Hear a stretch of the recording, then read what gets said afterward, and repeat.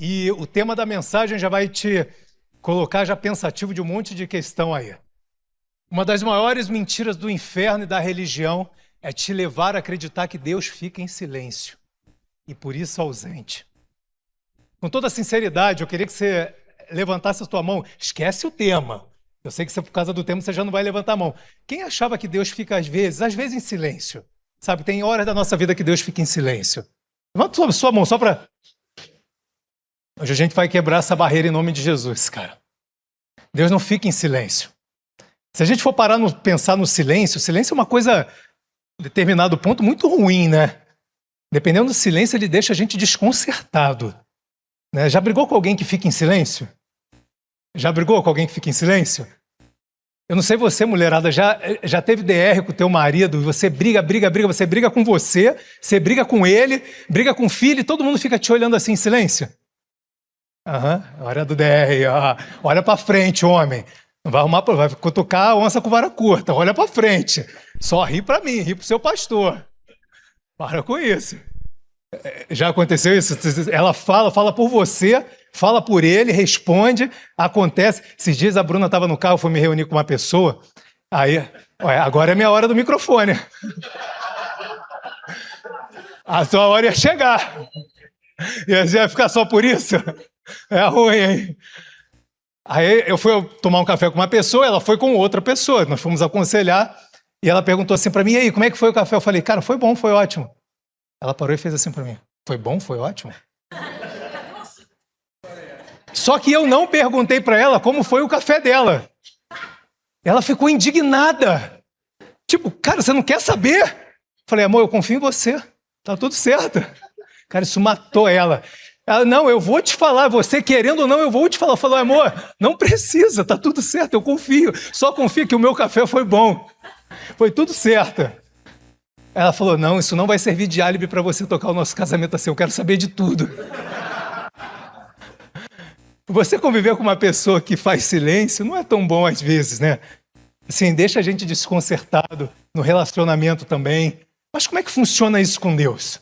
Como é que funciona isso com Deus? Será que Deus realmente fica em silêncio? Se a gente for pensar principalmente na nova aliança, isso é meio que inaceitável, incabível. Se Jesus disse que deixou o próprio Espírito de Deus dentro da gente, o Espírito que ressuscitou a Jesus, será que a gente realmente quer entender que Deus fica em silêncio? Como é que funciona isso? Não junta Lé com Cré, não funcionam as coisas. Sabe, mas isso de alguma forma gerou problemas na cabeça do crente. Gerou problemas na nossa cabeça. E isso, por quê? Muitas das vezes, a gente acha que Deus tem que responder a gente no nosso tempo. Muitas das vezes, Deus já prometeu o que Ele tinha que prometer e as coisas não estão acontecendo como tem que acontecer porque eu planejei algo na minha cabeça. Então, de alguma forma, como Deus falou uma vez, Deus não precisa falar muitas das vezes, a gente precisa nos reafirmarmos e falarmos 200 vezes sobre um determinado ponto. Deus não funciona assim. Então, por Deus já ter falado uma vez, Ele não precisa falar outra, e aí nesse gap que tem até a promessa acontecer, Deus não precisa falar mais. Então, a gente entra numa paranoia achando que Deus está em silêncio, porque Deus precisa estar repetitivo. Deus precisa estar repetindo uma mesma coisa. Deus precisa estar ali, caramba, todo dia eu preciso estar reforçando a promessa para Ele, porque se eu não reforçar a promessa para Ele, não basta uma vez eu ter falado. Uma vez sendo falado, caramba, eu vou cair aqui no esquecimento, Ele vai achar que eu estou em silêncio e por isso ausente. E isso gera um outro problema. Por Deus, de alguma forma, não precisar ficar repetindo várias vezes, por de alguma forma Deus não precisar ser repetidor de alguma questão, por Deus não precisar de alguma forma falar no tempo que você acha que Ele tem que falar, que você acha que Ele está ausente, que você acha que Ele está inerte, que você acha que Ele não está falando, vem pensamentos na nossa cabeça, será que essa decisão que eu tomei está certa ou está errada? É verdade ou não é? Será que essa mudança de emprego, de trabalho, de casa, de carro, de seja lá o que for que aconteceu, Deus não falou mais sobre isso na minha vida. Será que eu estou no caminho certo? Não sei vocês, mas isso acontece constantemente com pessoas normais. Isso passa com a gente. E isso Satanás aproveita esse gap para poder começar a colocar um monte de minhoca na nossa cabeça, dizendo, tá vendo como Ele não te ama? Tá vendo que Deus não te responde? Está vendo que na fila de oração você está por último. Está vendo? Está ausente, está inerte. Deus não é tão legal assim. Esse é o primeiro ponto que eu quero que vocês gravem, a gente vai voltar sobre ele depois. Mas uma outra questão que veio confundir, isso é muito mal explicado. Muito mal explicado. Alguém está com a Bíblia física aí? Eu estava com a Bíblia física, mas meus filhos são tão crentes que roubaram a minha Bíblia, furtaram e levaram embora. Como se soubessem ler, né? Direito, né? A Helena até vai. O João me pediu assim, posso pegar a sua Bíblia para levar para a sala hoje? Pode, filho, faça uma boa leitura. Não sabe nem escrever o nome dele ainda direito. Alguém tem a Bíblia de papel aí? Alguém? Entre o Velho Testamento e o Novo Testamento tem o que ali? Tem uma página em branco, não é isso? Isso, de alguma forma, se criou uma grande, grande confusão. Vê o chiado aí, ó, tá acontecendo aí, galera. Para mim, que se isso não sai total lá na gravação lá. Ládio, se depois tiver que botar aqui o microfonezinho, tá? Senão acaba com a gravação, por favor. Coisas internas, tá, gente? De boa. E aí a gente vê essa página em branco. Você nunca surtiu nenhuma curiosidade na tua cabeça, nunca surtiu nenhuma curiosidade no teu coração, falando assim, cara, que página em branco é essa? O que é isso aqui no meio? E a gente foi ensinado, não sei vocês, mas que aquilo ali foi um período de quê? De silêncio.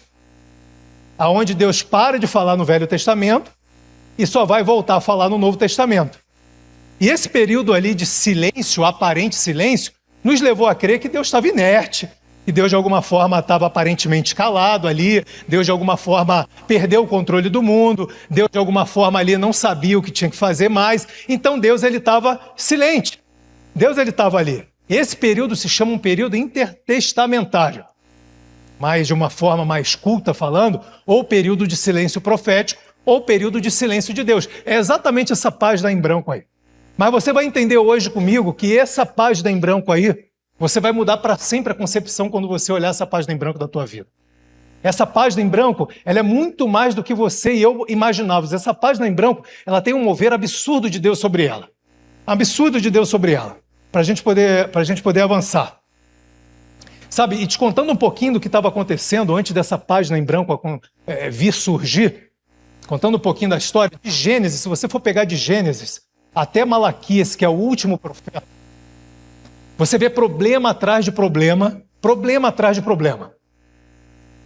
Deus chamando a atenção de Israel. Ó, não vai por esse caminho, não adore esse Deus, não faça assim, não faça assado, retorne aos meus caminhos, faça assim, volta assado. Isso foi uma história corriqueira que Israel estava vivendo. Se você pegar de Gênesis, passando ali todo o Pentateuco, Juízes, e aí vai, 1 Samuel, 2 Samuel, Crônicas, você vai embora. É Deus chamando a atenção atrás da atenção do povo dele.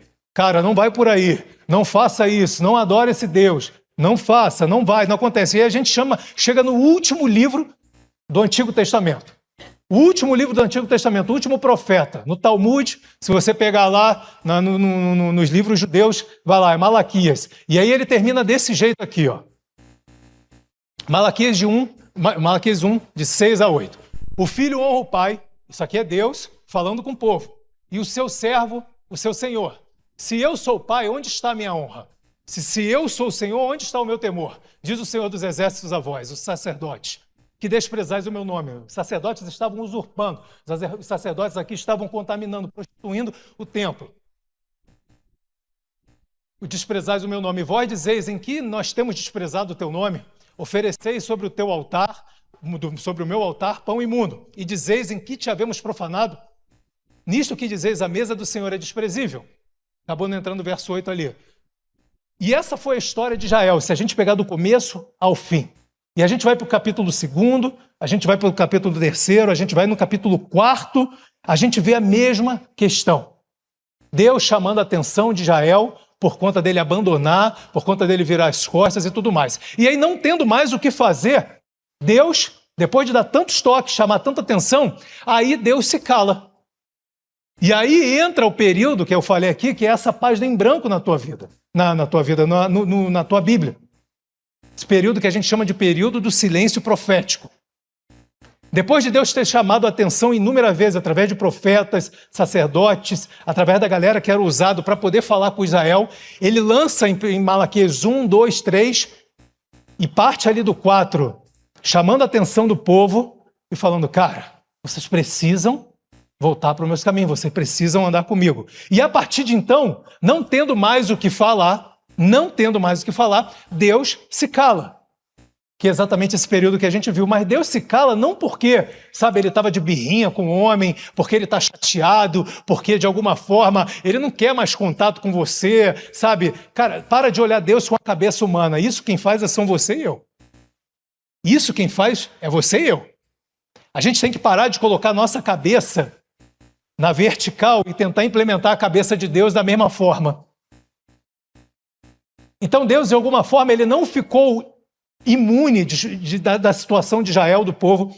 Deus não ficou ausente, Deus não ficou, perdeu o controle do mundo, Deus não ficou sem governar, Deus não ficou 400 anos escondidinho porque ele estava de birra com isso daí. Quem implanta na tua cabeça é Satanás e a religiosidade. A religião implanta isso. Deus só não tinha mais o que falar, ele já tinha falado tudo que ele tinha que falar. Até aquele momento ele já tinha falado tudo que ele tinha que falar, não tinha mais o que falar. Então, não tendo mais o que falar, ele se calou. Não tendo mais o que falar, ele se calou. Até porque se Deus, preste atenção, quebrando um pouco a questão do inferno e da religiosidade, se Deus parar de falar algum dia, tudo acaba. Sabia disso? O dia que Deus parar de falar, ficar quieto, acabou. Acabou. Olha o que Paulo vem falar aqui, ó. Colossenses 1,17, Hebreus 1,3.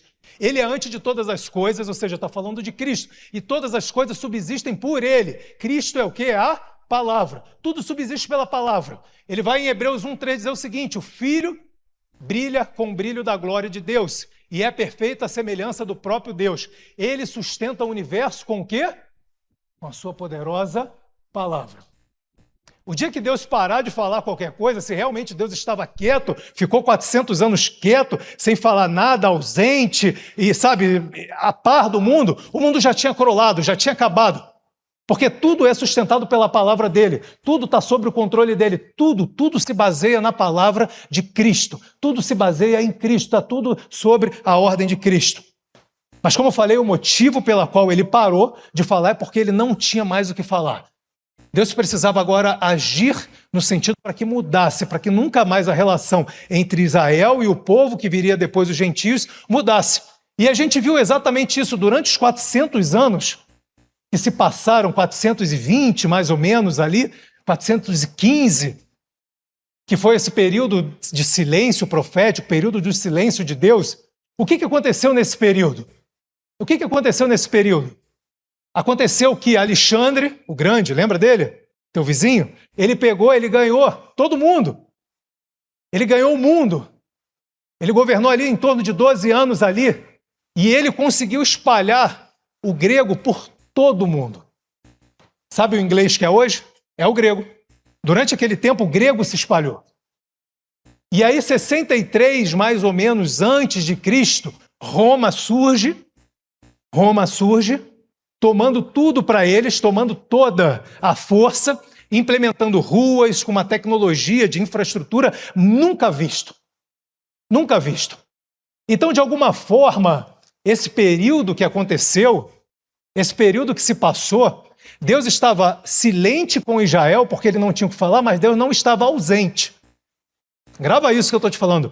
Porque Deus não tinha o que falar, Deus não estava ausente. Deus estava preparando, durante esses 400 anos, o caminho para vir aquele que de alguma forma mudaria para sempre a história da humanidade, da relação da humanidade com Deus.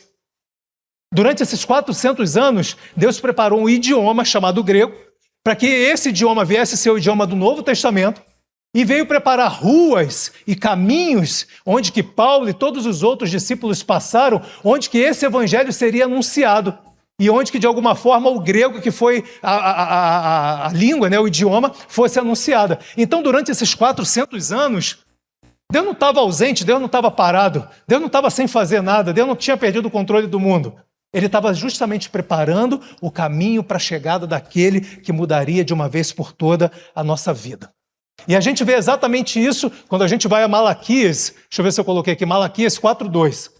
Quando Deus acaba de dar um puxãozinho, o último, antes do período intertestamentário, olha o que Deus vai falar.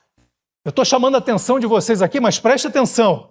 Mas para vós, o que temeis o meu nome, fiquem atentos, aqui são grifado meu, tá? Fiquem atentos, pois durante esse período estou preparando as estradas dos corações de todos, pois nascerá o sol da justiça. Quem é o sol da justiça? Jesus. Nascerá o sol da justiça e cura trará nas suas asas, e saireis e saltareis como bezerro da estrebaria.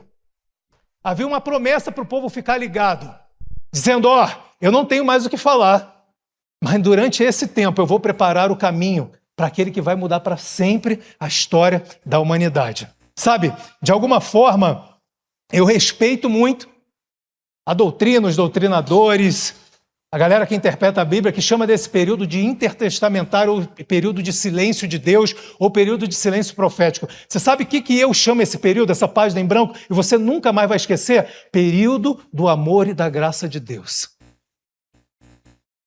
Eu quero que toda vez que você olhe essa página em branca na tua Bíblia, nunca mais você vai olhar diferente. Você vai olhar essa Bíblia como uma preparação para o derramar do amor e da glória, da misericórdia e do favor de Deus. Nunca mais você vai olhar essa Bíblia dizendo, caramba, esse período Deus ficou silente, ausente. Não, toda vez que você for olhar a sua Bíblia em papel, você olhar essa página em branco, você vai lembrar, essa graça, esse amor, esse favor de Deus foi derramado e preparado durante esse tempo para a minha vida. Durante esse tempo foi preparado para ser derramado. Durante esse tempo foi preparado. E quando a gente, olha que interessante, e aí passando esse período de 400 anos, a gente acaba... As últimas direções que Deus dá no Velho Testamento é falando sobre Cristo. Falando sobre Cristo. E a primeira vez que Deus fala no Novo Testamento, a primeira vez que Deus fala, não é um anjo falado, não é um anjo, né, como falou com ali, que Gabriel veio para falar com Maria, veio falar ali com Isabel. Não, a primeira vez que Deus fala, Ele fala. A primeira vez que Deus fala é literalmente, de novo, sobre Cristo. Ele termina falando sobre Cristo e ele vai falar de novo sobre Cristo. Mateus 3,17. Este é o meu filho amado, em quem me comprazo. Essa é a primeira fala de Deus, Deus, no Novo Testamento.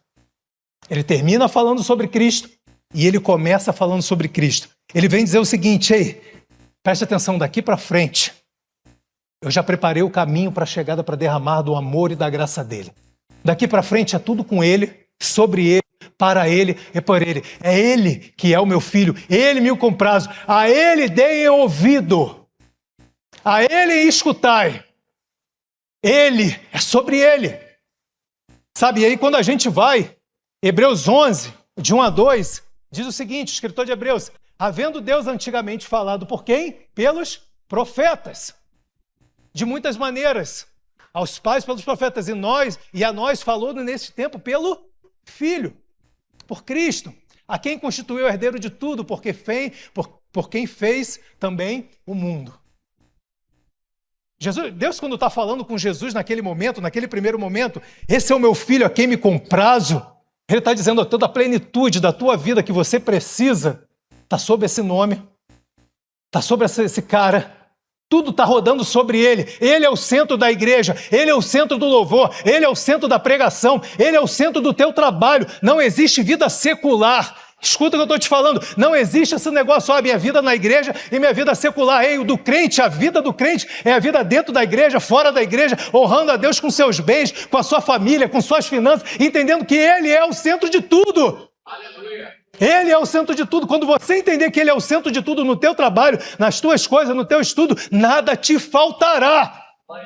Nada te faltará. Muito tempo se falou, os profetas falaram, e agora é sobre o meu filho. É aquele que eu estava preparando o caminho com o grego, com as melhores ruas de Roma, para preparar para a chegada dele. Você nem sabe, você nem imagina, mas os ímpios, aqueles que te perseguem, estão sob o meu comando, diz Deus. Eles trabalham para abençoar e para favorecer os filhos. Por isso que eu não aceito, por isso que todo culto eu bato, para de ficar puxando o saco de político, de A, de B ou de C. Eles trabalham para você. Você é filho de Deus, você tem o favor de Deus, você tem a inteligência de Cristo, você tem o centro desse mundo. Você é Cristo nessa terra, você e eles são maioria. Você e eles são maioria. E você precisa inculcar isso em você. Você precisa transformar isso em realidade. Com as suas ações, com as suas declarações. É óbvio que você tem que subordinar o político. Ele está ali porque alguém elegeu. Você tem que se subordinar ao teu patrão. Mas você tem que entender que todas as coisas, aqueles caras vão ver Cristo na tua vida e vão falar, cara, eu preciso de você na minha equipe. Eu preciso da tua ideia. Sabe, sem você aqui as coisas não vão.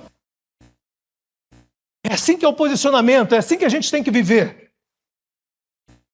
E aí ele vem dizendo que por muito tempo, ele diz que nós ouvimos profetas, foi falado através de profetas, mas nesse último tempo, falou-nos através do Filho. E o que o Filho falava? A gente vai em Lucas 4,16, quando Jesus entra na sinagoga, uma passagem muito famosa, onde que ele está lendo Isaías, e a gente sabe que ele não lê Isaías todo, ele fecha o livro antes, a gente já falou 200 vezes aqui isso para vocês.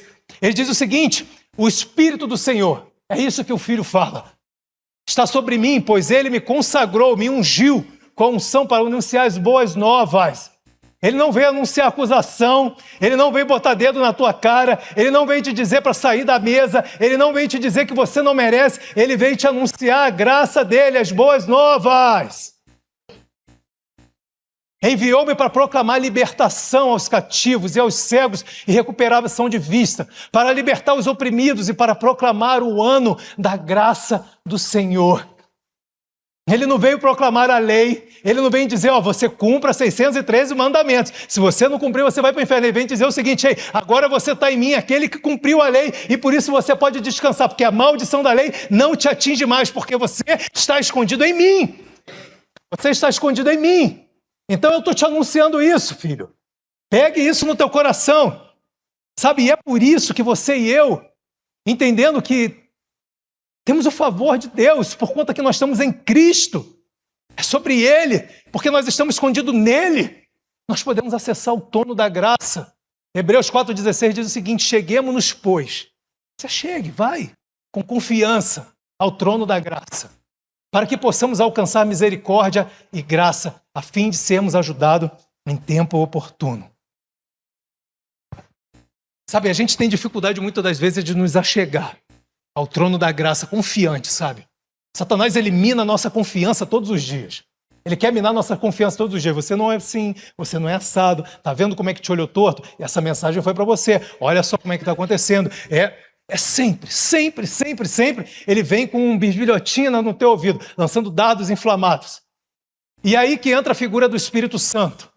O Espírito Santo, ele de alguma forma, ele te conduz. Ele vai falar o seguinte, meu filho, eu vou te pegar pela mão. Você deixa eu te conduzir? Você quer que eu conduza a tua vida? Eu vou te conduzir para o trono da graça. Você deixa eu te conduzir? Você está rendido a mim? Você entende que eu tenho melhor coisas para você planejado do que você mesmo planejou para você? Você deixa que eu vou te conduzir, vou te levar para o trono da graça, onde lá você vai encontrar favor em tempo oportuno para as suas dificuldades e seus problemas? O Espírito Santo, ele entra dizendo o seguinte, eu quero te conduzir todos os dias para esse trono. De lá flui rio de água vivas, de lá flui graça, favor, de lá flui tudo aquilo que você precisa. Deixa eu te levar, deixa eu ir contigo. Deixa eu fazer isso. Mas para que isso aconteça, você precisa estar rendido ao Espírito Santo. Ele não vai te forçar. Ele não vai te forçar. Ele quer te pegar e te conduzir como um gentleman. A sala do trono, a sala da graça, onde o favor de Deus está sobre a tua vida. Mas você vai perguntar, vai dizer o seguinte, que eu já sei que é uma pergunta que está na tua cabeça agora, e como eu tenho poder para ler pensamentos, está dizendo o seguinte,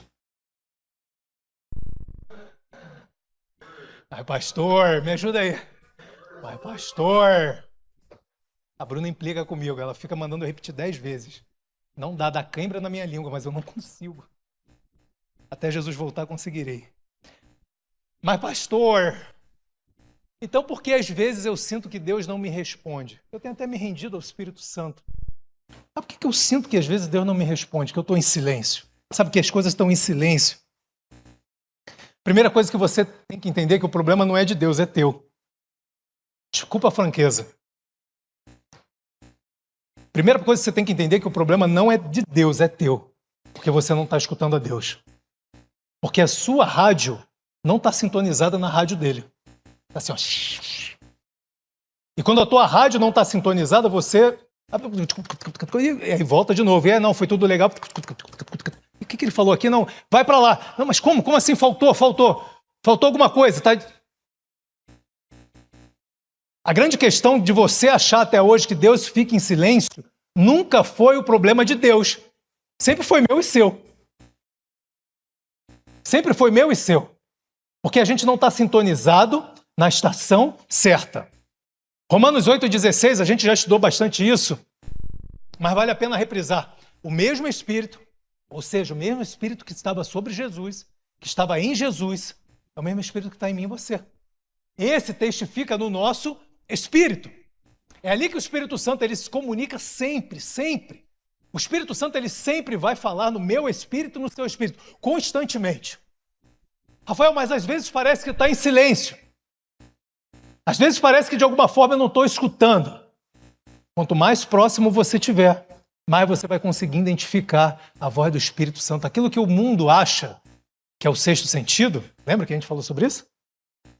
Isso é o Espírito Santo ministrando no teu espírito, dizendo vai, dizendo fica ou dizendo espera. Mas em silêncio, sem resposta, você não vai ficar. Isso eu te garanto, não existe isso, porque o mesmo Espírito, você imagina Jesus caminhando durante o tempo todo, durante 3 anos e meio de ministério, e o Espírito Santo agora fazendo greve de silêncio com Jesus? Você imagina isso? Não, hoje eu não vou falar com Jesus, não. Hoje eu não vou falar com Jesus, não. Cara, Pedro vem falar, salvo engano, Pedro, ele vem falar que o mesmo Espírito, eu sempre cito isso aqui, que estava sobre o que ressuscitou Jesus, é o mesmo que está sobre mim e sobre você. Você imagina o Espírito Santo fazendo greve depois do sacrifício de Jesus na cruz? A gente banaliza a cruz. Depois do sacrifício de Jesus na cruz, você ainda quer imaginar que o Espírito Santo não fala? O problema não está com ele, está com você. O problema não está com ele, está com você, porque o Espírito ministra o teu espírito. Mas para que você discerna, venha discernir o Espírito Santo ministrar sobre o teu espírito, não adianta você estar longe, você precisa ter relacionamento. E para ter relacionamento requer proximidade. E para ter proximidade requer gastar tempo. E requer gastar tempo, requer estar rendido todos os dias a Ele. E aí você vai começar a identificar Ele falando todos os dias, todas as respostas que você precisa, sejam aquelas mais longas, sejam aquelas respostas imediatas, o Espírito Santo Ele vai falar. Ele fala comigo. Ele fala comigo. Eu não sou melhor que vocês. Ele fala com a Bruna. Eu tenho certeza que fala com outras pessoas. Nós não somos melhores. Nós estamos no mesmo barco. Nós estamos no mesmo avião, indo para o mesmo local. A grande questão é quanto você se rende a esse Espírito, porque muitos querem identificar o Espírito de longe. Ele sabe que a Bruna está vestida de verde e de calça preta, mas quanto mais eu chego perto, eu identifico. Bruna, essa bota tá tipo da festa de ontem. Esse casaco tá tipo do The Chosen. Então, assim, eu já começo a identificar de perto. Por quê? Porque eu gastei tempo, eu estou chegando perto. E quanto mais perto eu estou, mais eu vou entendendo quem é Bruna. Mais eu vou ganhando relacionamento, mais eu sei o que ela vai achar certo, o que ela vai achar errado. Não funciona assim com você, mulher? Bruna me olha assim às vezes, né? Eu já falei sobre isso. Cara, eu já sei, cara, ela tá me fulminando, cara. É só não olhar. Não precisa falar. Minha alma já fica abatida só com o olhar dela. Sabe, Davi, quando falou por que tá abatida a minha alma? Sabe? É porque alguma mulher tava dando no meio dele ali. Acontece isso com você também. Para de rir pra mim. Tá visitando, você viu o pessoal pegando seu pé? Tá visitando, né? Visitante, levanta. Brincadeira. Povo ingrato, né? Sabe, você precisa gastar proximidade, você precisa estar próximo. Quanto mais você próximo você tiver, mais você vai identificar a voz do teu pastor. Olha o que João 10, 27 vem falar. As minhas ovelhas ouvem a minha voz e eu as conheço. E elas me seguem. É simples assim. A ovelha você sabe que ela não enxerga bem, correto? A ovelha você sabe que ela é guiada por aquilo que o pastor fala. Sabe por que tem crente caindo em buraco, perdido? Porque está vivendo por vista. Jesus fala, não é por vista, é por fé. Ou seja, por aquilo que você escuta. E você escuta a palavra de Cristo. E a palavra de Cristo gera fé em você. A ovelha quer andar por olhar, aí por isso que cai, por isso que vive uma vida totalmente arrebentada. Jesus, por isso que ela fala, ande por fé. E o fé vem pela ovelha, exatamente igual a ovelha. A ovelha anda por aquilo que ela ouve. A ovelha anda por aquilo que ela ouve, não por aquilo que ela vê. E Deus está te chamando aí, sai daquilo que você está enxergando e começa a andar por aquilo que você está escutando. Escutando quem está falando, a palavra, porque a palavra é Cristo. Enquanto você não entender que o teu maior namorado, a tua maior namorada, a tua maior prioridade na tua vida é a palavra, você vai continuar parando dia após dia dentro do seu carro e falando assim, qual é a decisão que eu tomo? Eu não estou te escutando, Jesus. E o Espírito Santo está ministrando no teu espírito. Mas você está na alma ali, botando o teu sentimento, mas o Espírito Santo está no teu espírito. Filho, calma, não tome essa decisão, vai para o lado direito. Vai para o lado esquerdo, calma, segura. Mas para isso precisamos estar próximos. Próximos. Mas, Rafael, é ruim tomar conselho de alguém? É ruim de alguma forma eu escutar alguém? É ruim de alguma forma eu tomar conselho com alguém? Lógico que não. Lógico que não. Mas sabe o que a gente tem visto? Sabe o que a gente vê bastante, a Bruneu? Pessoas que vêm se aconselhar com a gente, que primeiro ela se aconselha com a igreja inteira, se aconselha com a torcida do Atlético Paranaense inteira, a torcida do Coxa inteira, a torcida do Paraná ainda existe ainda? Não. Meus amigos paranistas aparecem de vez em quando. Orem por eles, cara. Eles se aconselham com todo mundo, aí depois eles vêm pedir ao Espírito Santo. Aí, Bruno e eu, a gente fica assim. O que você quer ouvir mais? Você já ouviu um monte de coisa que você já queria. A pessoa mais importante da tua vida se chama Espírito Santo. Espírito Santo. Mas, Rafael, eu não posso pegar conselhos? Pode. Olha o que o provérbio fala. Inclusive, o provérbio fala isso. Tá rindo, né, pastor? Provérbios 11:14 diz o seguinte, não havendo sábios conselhos, o povo cai, mas na multidão de conselhos, a segurança. Só que esse versículo, na Nova Aliança, Jesus fez uma releitura dele. Olha a releitura que Jesus fez. Mas aquele Consolador, o Espírito Santo que o Pai enviará em meu nome, o que ele vai fazer? Vos ensinará todas as coisas. Rafael, eu preciso ser ensinado para uma prova, para um concurso, para uma decisão. Se eu faço ou não faço, o Espírito vos ensinará todas as coisas. E aí, se o Espírito Santo te direcionar, aí você vai e busca conselho. Esse versículo aqui é uma releitura de Provérbios. Lá na Velha Aliança, onde o Espírito Santo não tinha sido derramado, Salomão vem dizer, ei, busca conselho aqui, Busca conselho, porque essa era a realidade de Salomão. Busca conselho. Sente, busca conselho. Tem alguma coisa, não exclui a outra, não tem problema nenhum. Mas Jesus vem te dizendo, primeiro, preste atenção, o meu Espírito te ensinará todas as coisas. E se ele disser para você tomar conselho, vai lá e toma. Mas aí o seu conselho vai ser direcionado pelo meu Espírito. E não mais você vai escutar homens falando aleatoriamente. Isso muda tudo. Isso muda tudo. Tudo. Vocês têm que gravar isso. Ele vos ensinará todas as coisas. O que você está precisando ser ensinado? O que você está precisando de direção na tua vida? Ele vos ensinará todas as coisas.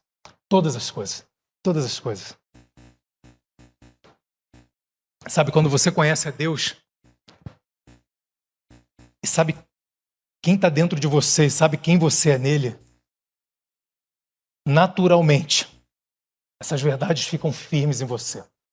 E você não vai ficar mais preocupado se Deus está silente, se Deus não está silente, porque Ele não fica silente, se está respondendo, porque você sabe, porque sabe que Ele está dentro de você, você sabe porque sabe quem você é nele, e você não abre mão disso, e você sabe, isso faz parte da tua personalidade, isso faz parte de você nele, e as coisas começam a mudar, e as coisas começam a tomar um tino diferente na tua vida.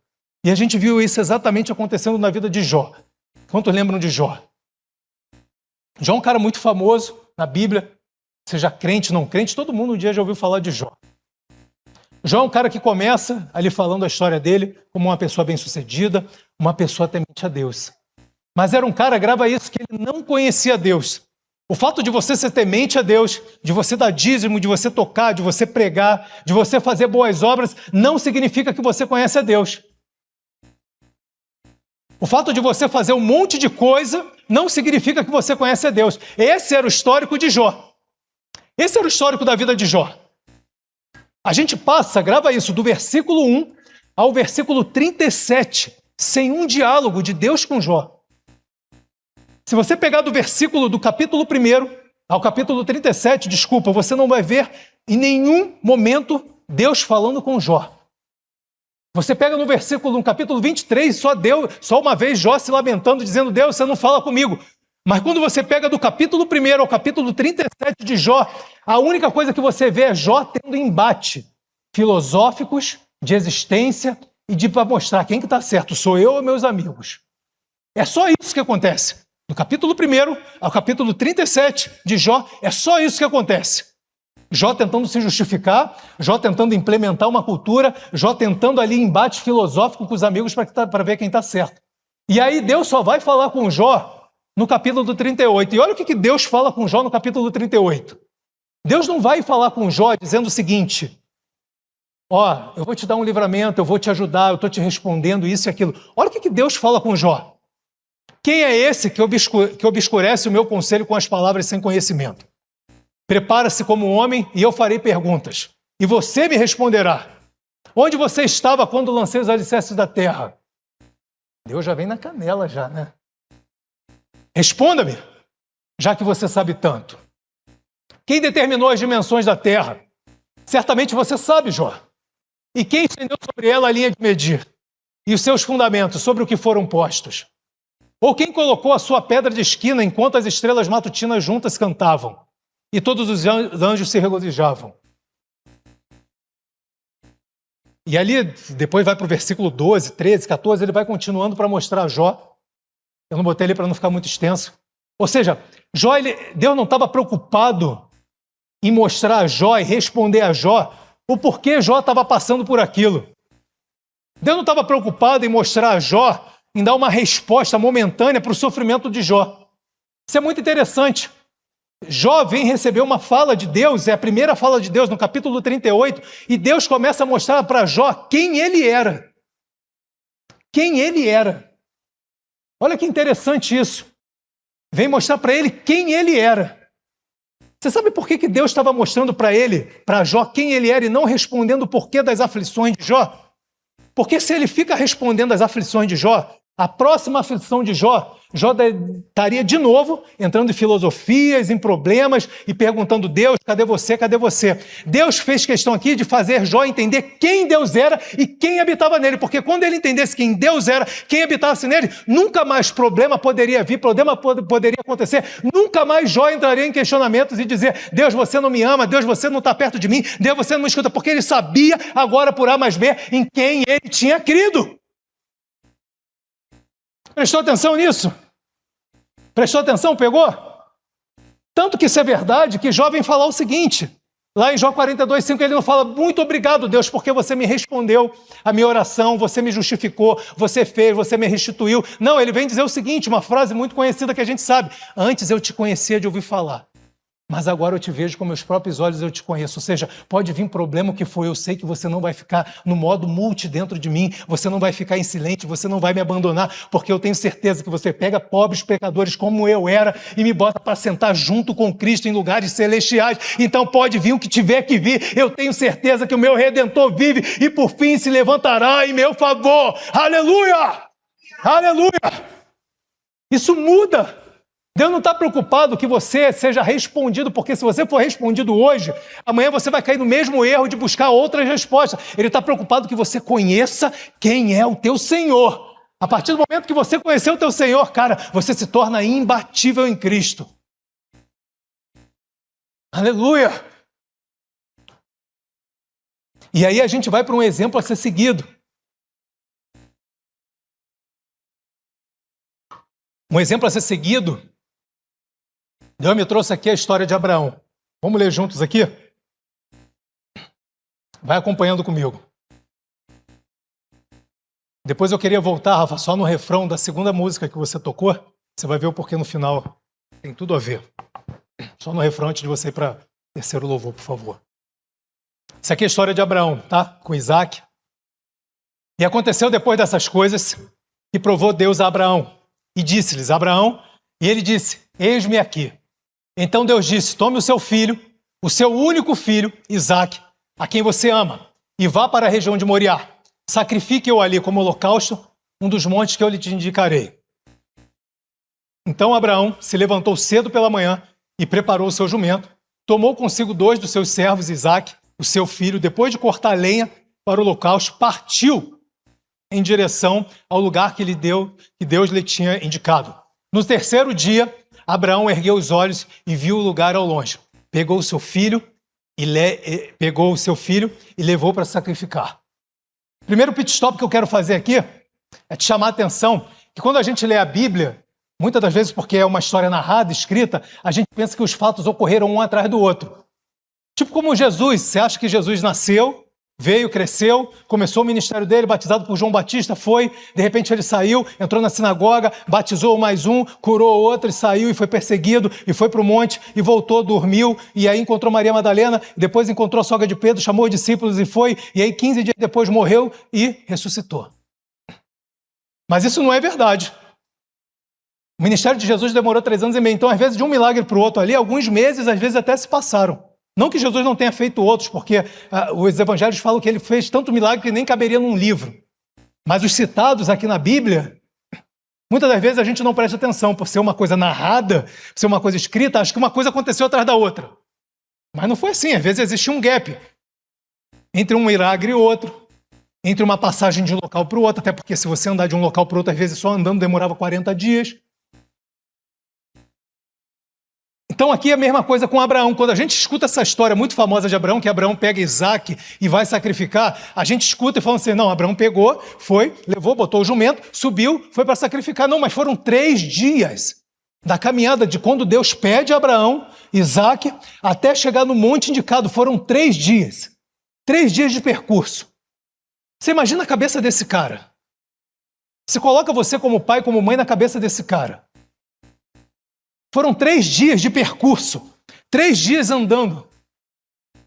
A verdade é que se é você e eu, a gente durante 3 dias estaria na cabeça de Deus. Você não vai me dar livramento, você não vai responder. Deus, eu estou indo para sacrificar. Deus, você não vai dar provisão. Deus, cadê? Deus vai fazer. Deus, cadê? Deus, pelo amor de Deus, cadê meu milagre? Deus, está chegando o dia. Deus está chegando perto do monte, está chegando, eu vou perder. Deus. Estou mentindo? E aí você vê exatamente 3 dias antes, Abraão saindo com Isaac, e durante 3 dias, por isso que esse cara é o pai da fé, cara. 3 dias caminhando, sem uma troca, sem uma fala, entre ele e Deus. Não existia nada, não existia uma comunicação entre ele e Deus. Ali naquele momento, não existia comunicação. Foi simplesmente ele e o filho, e Deus ali, junto. Mas isso não significa que Deus estava silente. Deus só não tinha o que falar. Deus já tinha dado a ordem já estava dada, vai e sacrifique. Mas na minha cabeça e na sua, não pode ser essa última ordem. Essa última ordem não tem como, Deus, você precisa falar. Você precisa prover, alguma coisa precisa acontecer. Mas esse cara era tão diferente, a fé desse cara era tão sobrenatural, a fé desse cara era tão uma coisa tão de louco, por isso que ele é chamado pai da fé, que ele passa 3 dias caminhando, silente. A leitura continua.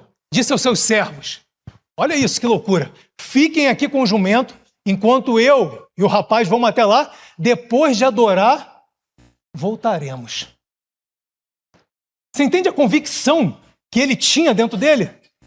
Você entende a convicção que ele falou, cara, diferente de Jó, que só veio entender quem ele era em Deus e quem Deus era nele, lá no capítulo 38, Abraão, ele sabia porque sabia quem ele tinha dentro dele e quem ele era em Deus. Ele falou, ei, fica tranquilo que eu vou voltar. Eu tenho uma palavra, eu tenho uma promessa. Eu vou voltar. Hebreus vem dizer, inclusive, Hebreus 11, que diz o seguinte, que ele cria a ponto de ele levar o filho dele, se for necessário, ressuscitar. que Deus ressuscitaria o filho. Hebreus 11:19, salvo engano, por ali, diz o seguinte: ei, Abraão creu a ponto dele levar e crer que, se necessário for, Deus ressuscitaria o filho da promessa. Abraão então pegou a lenha para o holocausto e a colocou sobre Isaque, o seu filho, enquanto ele mesmo carregou a brasa e a faca com as próprias mãos. Caminhavam os dois juntos. Quando Isaque disse a Abraão, o seu pai: meu pai, sim, meu filho, aqui estou, Abraão respondeu. Isaque perguntou: a brasa e a lenha estão aqui, mas onde está o cordeiro para o holocausto? Olha a resposta de Abraão: Deus mesmo há de prover o cordeiro para o holocausto, meu filho. Você imagina, se coloca no local desse cara, teu filho, perguntar para você com a faca para sacrificar o teu filho, você numa situação complicada, e você aqui fala assim: cara, eu sei que o meu pai, aquele que prometeu o meu filho, é muito maior do que a promessa. Sabe o que acontece comigo e com você? Você não entende que o Deus que te prometeu é maior do que a promessa. E você julga a promessa ser maior do que o teu Deus. E aí você vive dependente da promessa, sofrendo pela promessa, quando você tem que entender quem é o teu Deus, que Ele que te prometeu a promessa, Ele que vai fazer cumprir a promessa. O teu Deus é muito maior que a promessa, é Ele que tem na mão as promessas. A promessa não é maior do que Deus. É Ele que é o Deus de todas as coisas, é Ele que é o dono de todas as coisas. Os dois continuaram a caminhar juntos. Quando chegaram ao lugar que Deus lhe havia indicado, Abraão construiu um altar e sobre ele arrumou a lenha. Amarrou Isaque, o seu filho, e o colocou sobre o altar, em cima da lenha. Então Abraão estendeu a mão e pegou a faca para sacrificar o filho. Sabe uma coisa que me chama muito a atenção aqui? Muito absurda. Entre a primeira vez que Deus prometeu que ele seria pai de multidões, até esse momento agora, alguém chuta quantos anos se passaram? Desde a primeira vez que ele recebeu a promessa, que ele estava deitado, lembra disso? Ele olha a estrela, até chegar aqui. Sabe quantos anos se passaram? 45 anos. Uma vida, né? E você não vê em nenhum momento desses 45 anos Abraão falando o seguinte: ei, Deus está silente. Deus não fala comigo. Sabe, Deus prometeu há 45 anos, Ele deveria estar reforçando agora todos os dias, porque eu sou incrédulo, o problema sou eu.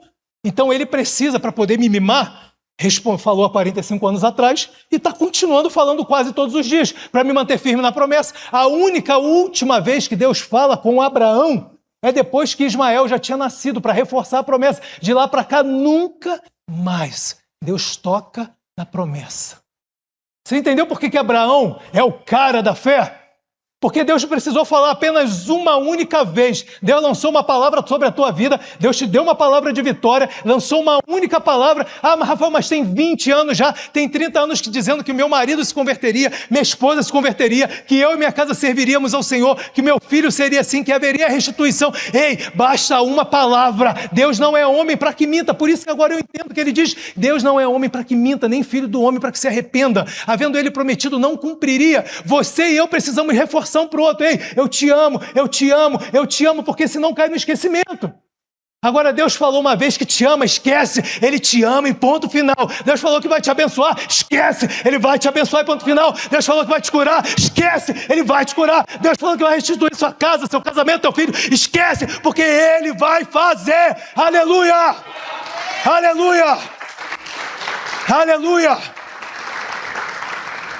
A gente precisa absorver essa fé de Abraão. É por isso que ele é chamado do pai da fé. Deus não precisa ficar repetindo igual um papagaio. Uma vez falado, vai falado. E se necessário for, Ele vai ressuscitar você, ou seja, quem tiver que ser para cumprir a promessa dEle, porque Ele é maior que a promessa. Ele é maior que a promessa. Sabe, e aí a gente vê Abraão chegando para sacrificar. E quando ele vai estender a mão, Deus fala: opa, parou. Chega, Abraão. Eu já entendi com quem eu estou lidando. Eu já entendi que você entendeu quem eu sou e quem você é em mim. Para. E por conta dessa fé dele, Abraão foi contemplado com uma coisa que ninguém, Maria, João, ninguém, ele foi o primeiro. Grava isso que eu estou te falando, que você vai entender já já. Maria, João, que estavam aos pés da cruz, Ele foi contemplado para ver uma coisa que toda essa galera, 3.000 anos depois, queria contemplar. Abraão ergueu os olhos, e eis que viu um carneiro preso pelos chifres em um arbusto. Foi até lá, tomou o carneiro e sacrificou-o com holocausto em lugar do seu filho. Nesse momento, Abraão ele consegue ver a Cristo. Nesse momento, Abraão tem um vislumbre daquilo que ia acontecer lá na frente. Rafael, mas me prova que isso é verdade. Ele tem ali uma mera visão, um mero achismo. Ou ele estava celebrando porque o filho dele não foi sacrificado. A maior alegria de Abraão não foi porque Isaac não foi sacrificado, foi porque ele viu a Cristo. E eu vou te mostrar aqui, vou te provar. João 8, 56 a 59. Isso aqui é o próprio Jesus falando, dizendo o seguinte: Abraão, o pai de vocês, alegrou-se por ver o meu dia. Ele viu esse dia e ficou alegre. Presta atenção, Abraão não estava feliz porque Isaac não estava sendo sacrificado, mas porque ele estava vendo a Cristo. Ele não estava alegre porque simplesmente ele deixou. Eu imagino a cabeça dele de um pai perdendo o filho da promessa, perdendo aquele prometido. Mas Abraão não estava feliz porque o filho dele não estava sendo sacrificado. Abraão estava feliz porque ele viu o centro de todas as coisas. Ele viu antes de Maria ver aquilo na cruz. Ele viu antes de João. Abraão ele teve um vislumbre que todos, você e eu gostaríamos de ter visto. E Jesus, então os judeus perguntaram: mas você não tem nem 50 anos, falando para Jesus. Você viu Abraão? Jesus respondeu: em verdade te digo, que antes que Abraão existisse, eu sou. Abraão, pela fé dele, ele foi contemplado. Ele viu exatamente aquilo que você e eu, todos nós gostaríamos de ter visto. Abraão, ele viu exatamente aquilo que Maria, João, a outra Maria correram para os pés de Jesus. Ele viu Cristo crucificado. Sabe, naquela hora, preste atenção, igreja, olha para mim. E o que Abraão estava vendo naquela hora? A gente sabe que Isaac nos representa, amém? Então ali houve uma substituição da gente por Cristo. É ali que estava representando aquilo. Quando Isaac deixa de ser sacrificado, para o cordeiro ser sacrificado, aquilo representa você e eu deixávamos de ser sacrificado para que Cristo viesse a ser sacrificado. E o que Abraão viu? Abraão viu a cruz, viu a crucificação. Abraão viu literalmente, existe um princípio que a gente fala de substituição, onde que Jesus, sendo rico, se fez pobre para que você e eu nele não tivéssemos falta de nada, superabundássemos. Abraão viu naquele momento todas as doenças do mundo sendo lançadas sobre um corpo que não tinha doença para substituir ele por nós. Abraão viu naquele momento exatamente toda a maldição que a lei carregava sendo derramada, despejada sobre Jesus, o que deveria vir sobre mim e sobre você, derramada sobre Jesus, para que você e eu não ficássemos mais com neura de maldição e não ficar, será que eu estou maldito? Será que essa maldição chega até mim? Ei, você e eu, nenhuma maldição e condenação há, mas para aqueles que estão em Cristo Jesus. Aleluia! Aleluia! E o que Abraão viu mais? Olha o que Abraão viu. Mateus 27, 46. Grava isso, igreja. E perto da hora nona, exclamou Jesus em alta voz, dizendo: Eli, Eli, lama sabactame. Isto é, Deus meu, por que me desamparaste? Nessa hora a gente sabe que houve silêncio entre Deus e Jesus. Por quê? Porque toda a natureza pecaminosa do mundo, passado, presente e futuro, veio sobre Jesus. Então, naquele momento, naquele gap, houve um silêncio, um afastamento momentâneo entre Deus e Jesus. Ou seja, Jesus se coloca na posição de silêncio. Escuta isso, ser igreja. Jesus se coloca na posição de silêncio, onde que era destinado para mim e para você, tirando toda essa barreira de silêncio, dizendo o seguinte: ei, eu estou cumprindo esse silêncio agora, ser igreja, para que nunca mais você ache que Deus não te ama, não te quer ou ficará em silêncio, porque eu cumpri esse silêncio na cruz. Aleluia! Aleluia! Aleluia! Isso é demais, cara! E o selo disso Você sabe o que ele fala? Eu vou fechar com chave de ouro, para que nunca mais eles duvidem. Eu vou botar o meu espírito nele e eles vão ser selados. Paulo fala em Efésios que eles vão ser selados até o dia que eu vier resgatar a minha igreja. Até o dia que eu vier resgatar a minha igreja. Então todo o silêncio caiu sobre Jesus, para que você e eu agora tivéssemos livre acesso ao Pai e nunca mais disséssemos: ei, Deus, você está em silêncio, você não me ama, mas agora você tem livre acesso por Cristo, porque você está nele. Aleluia! Bom demais, vamos ficar de pé, ser igreja.